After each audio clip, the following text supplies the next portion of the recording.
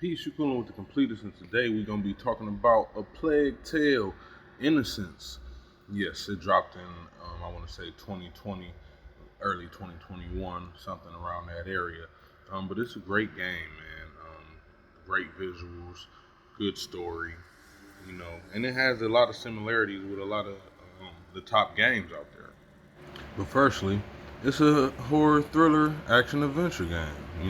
I wouldn't necessarily call it open world, but it definitely has a lot of thrill and excitement.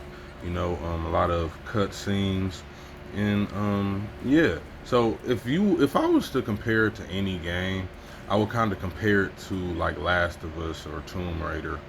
You know what I'm saying, in the sense of just certain mechanics in the game. It doesn't let you do as much, like you don't run around and get to have melee hand-to-hand combat fights, but you do a lot of stealth. That's really what this game is based on a lot of stealth and running, basically. And it's a very exciting game.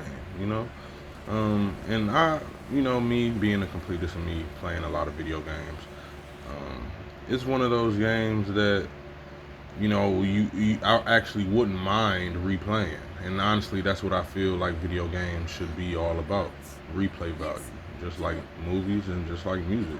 That kind of shows its worth and its brilliance.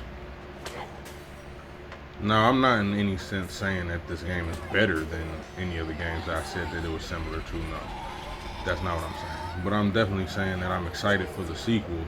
And if the first one, what I'm saying, was this intense and this interactive, what I mean, then I can only imagine what the second one is going to be like. You know what I mean? And it's a third person game, so you can you know camera angles is a big deal. You know what I mean? But the game, basically, it takes place in the plague, like Renaissance era. You have the Inquisition. You know what I mean? And you have a lot of alchemy, talked about in this. A lot of lore and talk about magic and things like that.